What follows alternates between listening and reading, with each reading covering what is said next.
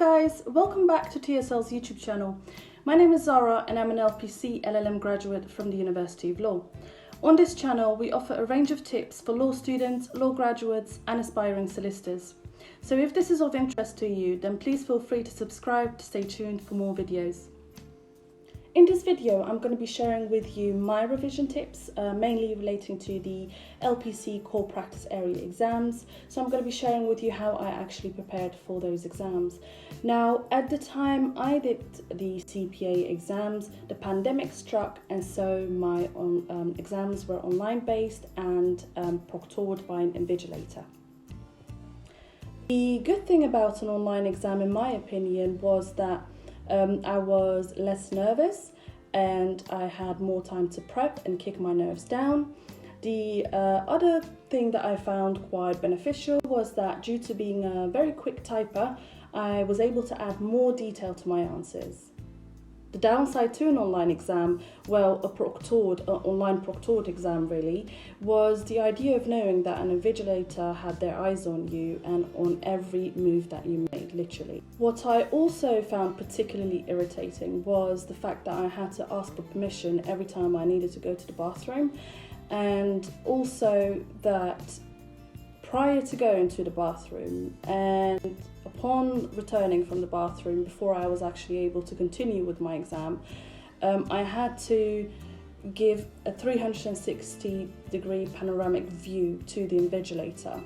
Now, why I found this particularly irritating was the fact that I was conscious that time was running, and this made me panic a lot. So those were my views on the online proctored exams. Now let's move on to me sharing with you the ways in which I revised for the CPA exams. So my routine was to wake up very early. I would refresh myself and then I would sit at my desk and remove all distractions.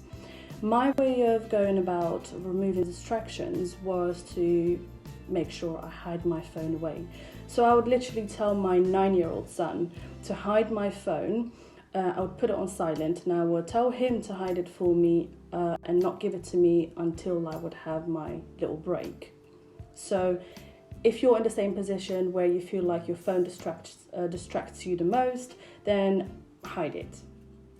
Removing distractions in a study environment can help you remember more of the information that you have learned. Now, of course, this will not only help you to remember invaluable information for your exam alone, but also for many, many years down the line. The next thing that I would do was to break up my time effectively. So let's say for every 1 to 2 hours, I would give myself a 10-minute break.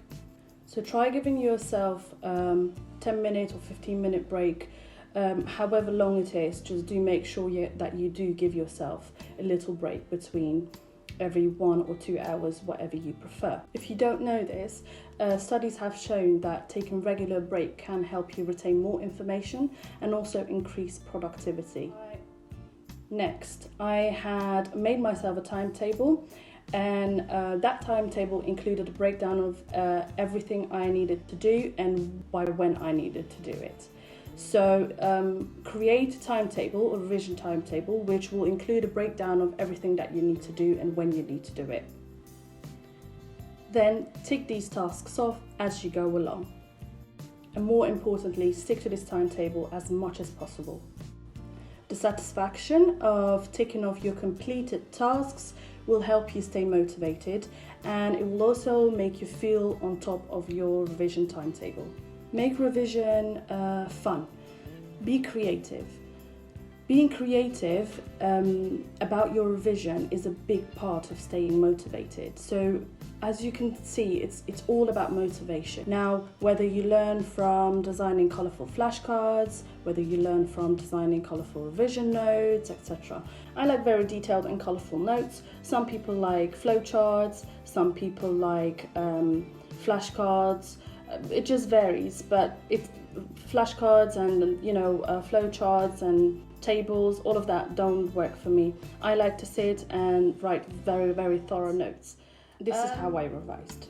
Okay, now the fact that the LPC was moved online meant that we had more information that we could get hold of. the Panopto recording, which you can find on Elite, in particular the workshop Panopto recordings, where you have, the lecturers giving you the workshop task answers, etc. That's literally all the information that you need for your exam. Some LPC takers might disagree with me, but really and truly for me, I felt that the good thing about the LPC moving online was that you could find all the information you needed from the workshop Panopto recordings. You don't only get the answers to your workshop tasks, but believe me, these answers could potentially be answers to your exam questions that could pop up. So put simply, what I'm trying to say is that the workshop Panopto recordings, the information that is delivered through those Panopto recordings, we might as well say that those are all the information that you're going to need for your exams. The way the workshop tasks are set out is more or less how they are set out in the exam. So it might be useful to create a standard expected answer structure.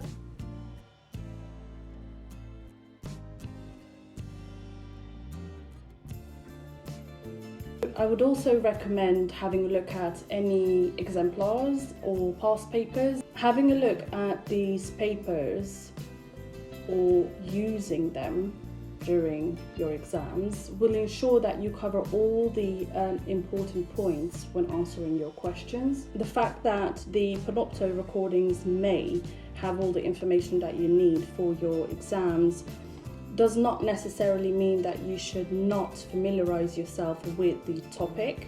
So do make sure that you familiarize yourself with the topic and go over the essential reading. If you don't want to, or if you simply don't have enough time to read thoroughly through the essential reading, then just skim read to get a general idea on what the topic is about. Or of course, the alternative here is to listen to the Panopto recording.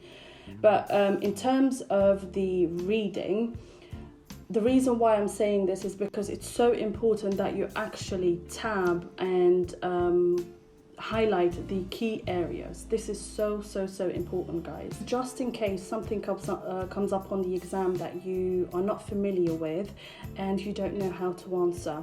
So you can quickly locate the topic and then write your answer based on that.